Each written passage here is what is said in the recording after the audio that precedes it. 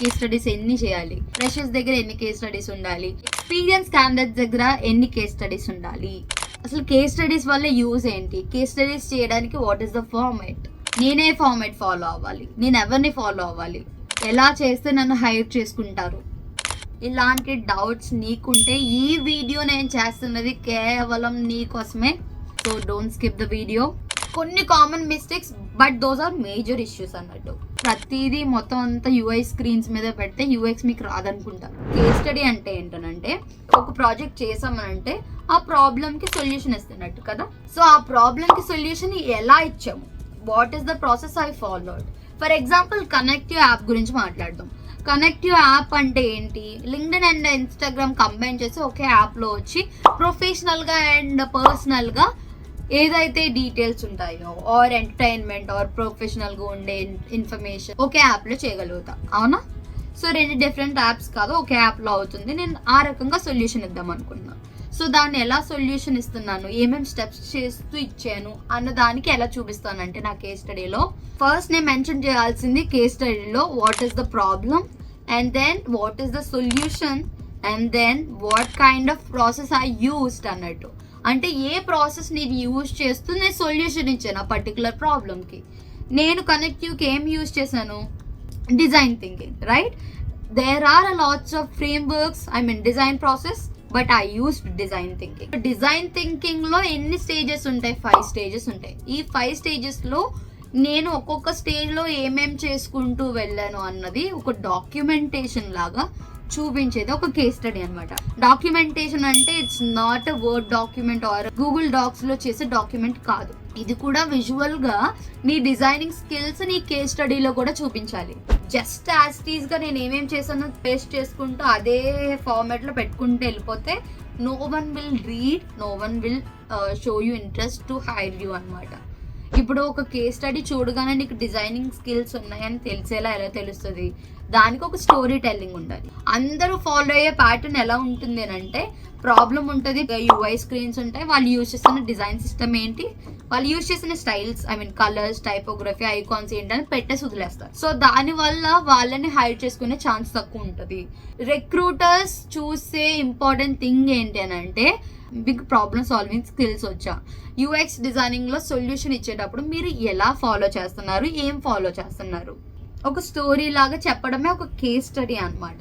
So ఈ case స్టడీని బట్టి నీకు డిజైనింగ్ స్కిల్స్ ఉన్నాయా లేదా అన్నది కొంతమంది ఐడెంటిఫై చేసి నిన్ను తీసుకోవాలా లేదా అన్నది డిసైడ్ చేసేస్తారు.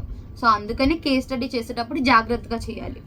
పర్ఫెక్ట్గా ఎలా చేయాలి అనేది చెప్పేదానికంటే ముందు కొన్ని common mistakes but those are major issues అన్నట్టు. ఫస్ట్ వన్ ఏంటనంటే డైరెక్ట్గా ప్రాజెక్ట్ డీటెయిల్స్ పెడతాము, ఎలాంటి యూఎక్స్ డీటెయిల్స్ లేకుండా, యూఎక్స్ ఇన్ఫర్మేషన్ ఏమి లేకుండా డైరెక్ట్గా యూఐ స్క్రీన్స్ అంటే ఫైనల్ మాకప్ డిజైన్స్ ఏముంటాయో అవి పెట్టేసి thanks for watching, thanks for your support ఇలా పెట్టేస్తే వాళ్ళు ఏమనుకుంటారనంటే జస్ట్ ర్యాండమ్ స్క్రీన్స్ చేసి వదిలేసరి ఈ పర్సన్కి యూఎక్స్ రాదనుకుంటారు. సో ఇలా అనుకోకూడదు. యూఐ యూఎక్స్ తెలుసుకోవాలి అనుకుంటే you have to combine both and you have to show your process అన్నట్టు. నువ్వు ఎలా స్టార్ట్ చేసావు, ఎలా ఎండ్ చేసావు అన్నది చూపించాలి. ఇంకొక మిస్టేక్ ఏంటనంటే చాలా మంది ప్రాబ్లమే మెన్షన్ చేయరు. ప్రాబ్లమే మెన్షన్ చేయకపోవడం వల్ల ప్రాబ్లం ఏమవుతుంది అని అంటే స్టార్టింగ్లో ఈ ప్రాజెక్ట్ ఏంటి అన్నది నాకు ఫస్ట్ బ్రీఫ్ తెలిస్తేనే నేను లోపలికి వెళ్ళి ఆ కేస్ స్టడీ అంతా చూడాలనుకుంటాను. ప్రాబ్లం స్టేట్మెంట్ మెన్షన్ చేయకుండా డైరెక్ట్గా ప్రాసెస్ ఇది, లేకపోతే నేను ఇది చేసా, అది చేసా, అది చేసా, ఇది చేసా అని చెప్పుకుంటూ వెళ్తున్నారు. కానీ నాకు ఆ ప్రాజెక్ట్ ఏంటి, ఆ ప్రాబ్లం ఏంటి అన్నది ఎక్కడ బ్రీఫ్గా పెట్టకపోతే నేను అంత చదివి ఆర్ అంత చూసి ఓపిక నాకు ఉండదు. కేస్ స్టడీస్ చూసేటప్పుడు ఎక్కువ కంటెంట్ ఉన్నా చూడరు, అవునా, ఎక్కువ డిజైన్స్ ఉన్నా చూడరు. అదే సేమ్ రిక్రూటర్స్ కూడా అదే చేస్తారు. సో నువ్వు ఎప్పుడైనా చేసేటప్పుడు ప్రాబ్లం ఏంటన్నది క్లియర్గా స్టార్టింగ్లోనే మెన్షన్ చేయడం చాలా ఇంపార్టెంట్ థింగ్. అండ్ దెన్ ఇంకొక థర్డ్ మేజర్ ఇంపార్టెంట్ థింగ్ ఏంటంటే స్పెల్లింగ్ మిస్టేక్స్, అలైన్మెంట్స్, బ్లర్గా ఉండే ఇమేజెస్, లేకపోతే క్లియర్గా లేని ఇన్ఫర్మేషన్ పెట్టడం వల్ల కొంచెం డిస్టర్బ్గా ఉంటుంది అనమాట. సో ఈ మిస్టేక్స్ని అవాయిడ్ చేయండి. అండ్ కేస్ స్టడీ డిజైన్ చేసేటప్పుడు not only concentrate on only one thing. ఒకవేళ మీ కేస్ స్టడీస్లో ప్రీవియస్గా యూఐ మీద ఉంది అని అంటే తర్వాత మీరు చేయాల్సింది యూఎక్స్ మీద చేయండి, తర్వాత మీరు బోత్ యూఐ యూఎక్స్ మీద చేయండి. అంతేగాని ప్రతిదీ మొత్తం అంతా యూఐ స్క్రీన్స్ మీద పెడితే యూఎక్స్ మీకు రాదనుకుంటారు. ఆర్ యూఎక్స్ మీద పెడితే యూఐ మీకు రాదనుకుంటారు. You are capable for both designing roles అన్నది వాళ్ళకి తెలిసేలా తెలియాలి అంటే అట్లీస్ట్ 1 కేస్ స్టడీ ప్రాపర్గా చేయండి. ఈ డిజైనింగ్ స్కిల్స్ ఏవైతే ఉన్నాయో వాటిని నీ కేస్ స్టడీలో కూడా చూపించుకోవాల్సిన అవసరం వస్తుంది. బిహాన్స్లో కానీ, మీడియంలో కానీ ఆర్ నోషన్లో కానీ you have lots and lots of competitors. నీతో పాటు చాలా మంది యూఐ/యూఎక్స్ డిజైనింగ్ నేర్చుకుంటున్నారు.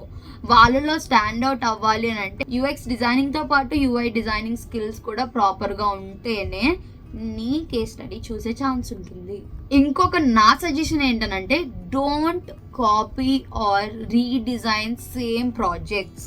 ఓకే, ఎవరైతే చేశారో వాటినే రిపీటెడ్గా చేయొద్దు. ఒకవేళ చేస్తే ఫర్ ఎగ్జాంపుల్ చాలా మంది ఐఆర్సిటిసి చేస్తున్నారు, నెట్ఫ్లిక్స్ ల్యాండింగ్ పేజ్ అంటున్నారు, ఒక డిఫరెంట్ పేజెస్ అని చెప్పేసి తీసుకుంటున్నారు. నేను చేయొద్దు అనడానికి రీజన్ ఏంటంటే same designs, same UX, there is no upgrade of that particular old design and new design అన్నప్పుడు చేయడం వల్ల ఉపయోగం ఏం లేదు కదా. పాత దానికి కొత్త దానికి ఎలాంటి డిఫరెన్స్ లేనప్పుడు ఒకవేళ పాత డిజైన్లో ఇదిగో నేను ప్రాబ్లం ఫైండ్ చేసింది ఇది, దీనికి సొల్యూషన్ నేను ఇలా ఇస్తున్నాను, దీనికి నేను యూజబిలిటీ స్టడీస్ కూడా కండక్ట్ చేసా అంటే ఇలా ఇస్తే బాగుంటుందా లేదా అన్నది యూజర్స్ని కూడా అడిగా. They said yeah it's working for me, నాకు ఇది వర్క్ అవుతుంది అండ్ ఇది చాలా మంచి ఐడియా లాగా ఉంది, అవును ఇది నాకు సొల్యూషన్ లాగా అనిపిస్తుంది అన్నట్టు వాళ్ళ మాటల్లో చెప్పినవి నువ్వు నీ కేస్ స్టడీలో మెన్షన్ చేయడం, ఇలాంటివి ఇంపార్టెంట్. కేస్ స్టడీ అని అంటే ప్రతిదీ సింపుల్గా ఆల్రెడీ ముందున్న వాళ్ళు పాత వాళ్ళు ఏం చేశారో అదే చేసుకుంటూ అయితే వెళ్ళొద్దు. నువ్వు ఫైండ్ చేసిన ప్రతి చిన్ని పాయింట్ అయినా పర్లా నువ్వు దాన్ని మెన్షన్ చేయాలి.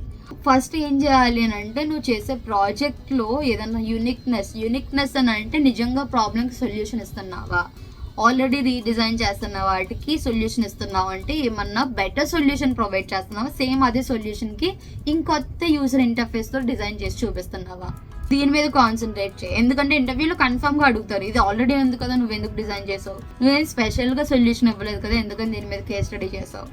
సో ఇలా అడిగే ఛాన్సెస్ ఉంటాయి.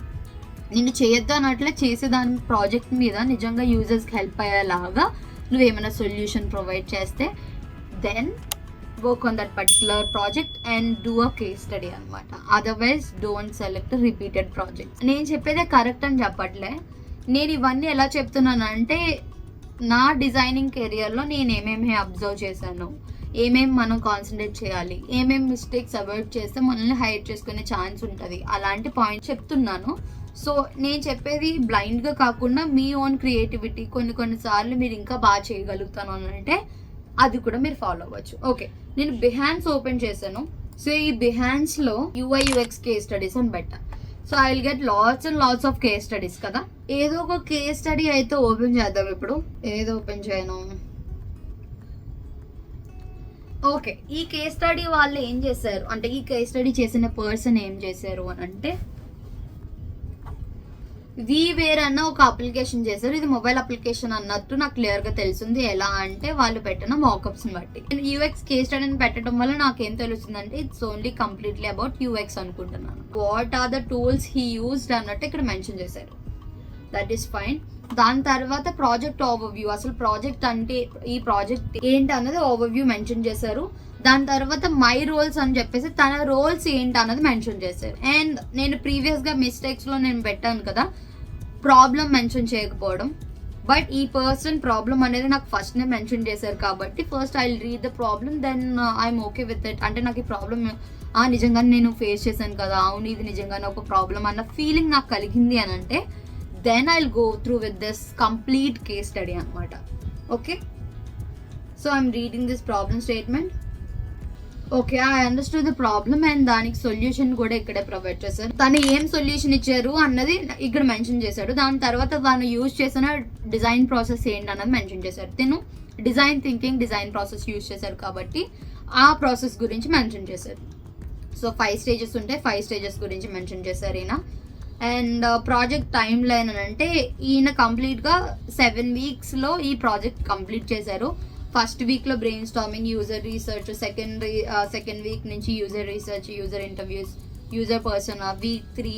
సో తను ఏ వీక్స్లో ఏమేం వర్క్స్ చేశారు అన్నట్టు ప్రాపర్గా మెన్షన్ చేశారు.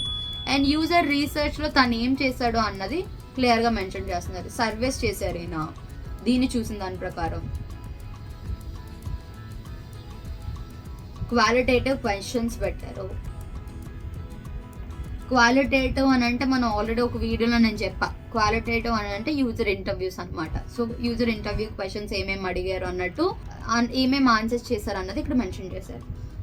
Based on that user interview he did user persona, fine, and he did empathy mapping, that is also fine. And he directly went through the card sorting అనమాట. మధ్యలో కొన్ని స్టెప్స్ మిస్ అయినా సరే card sorting చేశారు. Card sorting base చేసుకొని ఇక్కడ information architecture అని పెట్టారు. సో ఇక్కడ సైట్ మ్యాప్ చేశారు ఈయన. అండ్ ఆయన యూజ్ చేసిన టైపోగ్రఫీ ఏంటి, అండ్ కలర్ ఏంటి, గ్రిడ్ ఏం యూజ్ చేశారు, అండ్ వైర్ ఫ్రేమ్స్ చూపించారు. అండ్ దెన్ హోమ్ స్క్రీన్ పెట్టి హోమ్ స్క్రీన్ లో ఏమేమి ఫీచర్స్ పెట్టారు అన్నట్టు ఎక్స్ప్లెయిన్ చేశారు ఈయన, రైట్. అండ్ మార్కెట్ ప్లేస్ అని చెప్పేసి కొంచెం డీటెయిల్ మెన్షన్ చేశారు. ఆన్ బోర్డ్ స్క్రీన్స్ ఎలా ఉంటాయి అన్నట్టు ఒక మాకప్స్ లో పెట్టారు. అండ్ ఆల్ స్క్రీన్స్ ఎలా కనిపిస్తాయి అన్నట్టు లాస్ట్ లో స్క్రీన్స్ పెట్టేశారు. ఈయన అయితే చాలా బాగానే చేశారు, బట్ కొన్ని స్టెప్స్ అయితే మిస్ అయ్యారు. చాలా కామన్ కేస్ స్టడీ లాగా ఉంది. కామన్ ఇన్ ది సెన్స్ అందరూ చేసిన కేస్ స్టడీ లాగానే ఉంది. అందరూ చేసిన కేస్ స్టడీ లాగానే అంటే బేసిక్ కేస్ స్టడీ చేశారు. యూజర్ ఇంటర్వ్యూస్, పర్సనల్స్ చేయడం, ఎంపథీ మ్యాపింగ్ చేయడం, ఇవన్నీ అందరూ చేసేవే. సో దానికన్నా కొన్ని యాక్టివిటీస్ ఇంకా ఉంటాయి అన్నమాట. సో వాటి నుంచి మీకు యాక్చువల్ ప్రాబ్లమ్కి సొల్యూషన్స్ ఎలా గ్యాదర్ చేశారన్నది there is a connection between those steps అనమాట. ఆ స్టెప్స్ నుంచి మనకు ఒక్కొక్కటి కనెక్ట్ అవుతూ మనకి ఫైనల్ అవుట్పుట్ వస్తుంది. ఆ స్టోరీ టెల్లింగ్ ప్రాసెస్ అనేది క్లియర్గా ఉంటే సో అది ఇంకా యూనిక్గా కనిపిస్తుంది. స్టోరీ టెల్లింగ్ మీద కాన్సన్ట్రేట్ చేయండి. మీరు ఇంకా డీటెయిల్గా పెడతానంటే ఆ ప్రాబ్లం అసలు ఎందుకు తీసుకున్నారు, మీరు ప్రాబ్లం తీసుకోవడానికి రీజన్ ఏంటి, మీకు ఏమైనా పర్సనల్ కనెక్షన్ ఉన్నదా, అది మరీ స్టోరీ లాగా పారాగ్రాఫ్స్ లా కాకుండా ఒక స్టోరీ టెల్లింగ్ లో ఉంటుంది. కాబట్టి మీరు మెన్షన్ చేయాలి వై యూ స్టార్టెడ్ అనేది, ఎలా స్టార్ట్ చేశారు, నేను ఇలా డిజైన్ చేశాను, సెకండ్ స్టెప్ ఇది చేసా, థర్డ్ స్టెప్ ఇది చేసా. సో స్టెప్స్ చేసినప్పుడు మీరు ఫేస్ చేసిన ప్రాబ్లమ్స్ మెన్షన్ చేయడం చాలా ఇంపార్టెంట్. ఇదే అయ్యి ఉంటుంది, యూజర్కి ఇలాగే నచ్చుతుంది, యూజర్కి ఇది పెడితేనే కరెక్ట్ అన్నట్టు కన్ఫర్మేషన్ బయాస్ కింద కొన్ని బయాస్లు మనకు ఉండిపోతాయి అనమాట. సో అలా కాకుండా నేను సర్వే చేశాను, సర్వేలో చూస్తే నాకు ఇన్ఫర్మేషన్ కంప్లీట్లీ ఆపోజిట్గా వచ్చింది.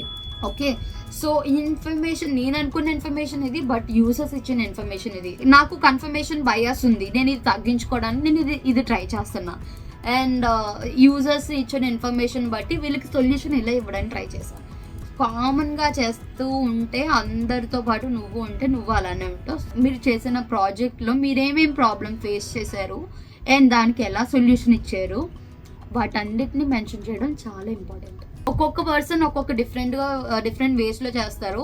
ఏది కరెక్ట్ వే అన్నట్టు కాదు, మీరు ఒక ప్రాబ్లమ్ని ఎలా సాల్వ్ చేశారు, ఆ సాల్వ్ చేసినప్పుడు ఏమేమి స్టెప్స్ చేశారు. ఇప్పుడు చూస్తే కేస్ స్టడీలో తను చాలా డిఫరెంట్ స్టెప్స్ చేసి సొల్యూషన్ ఏమి ఇవ్వలే, చాలా చిన్నవే చేశారు, బట్ కాన్ఫిడెంట్గా పెట్టారు. యూఐ బాగా పెట్టాడు కాబట్టి కేస్ స్టడీ నేను చూడగలిగా, రైట్.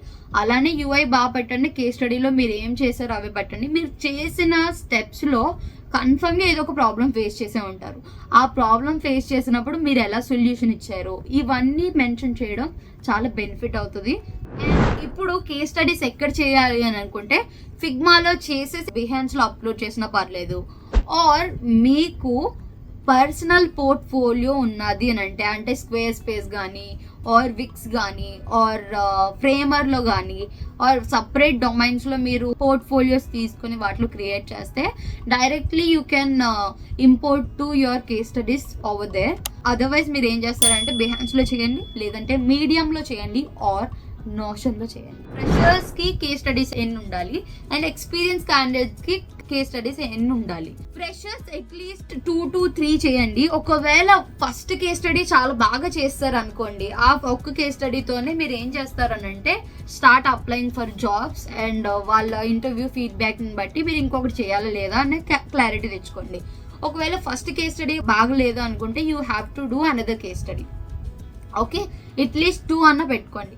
బట్ ఎక్స్పీరియన్స్ క్యాండిడేట్స్కి అట్లీస్ట్ 3 కేస్ స్టడీస్ అన్న పెట్టుకున్న తర్వాత real time project case studies కానీ real time projects work related information కానీ మీ దగ్గర ఉండాలి.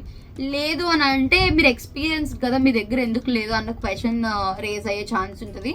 ఆర్ రియల్ టైమ్ ప్రాజెక్ట్స్ లేకపోయినా సరే అట్లీస్ట్ 3 కేస్ స్టడీస్ ఉన్నాయి అని అంటే you can explain those 3 case studies కదా. కేస్ స్టడీలో ఇంకా స్టిల్ నేను మిస్ అయిన పాయింట్స్ కానీ ఏమైనా మర్చిపోయి ఉంటే కామెంట్ చేయండి. ఆ కామెంట్ చేసిన వాటి మీద నేను వీడియో చేయడానికి ట్రై చేస్తాను.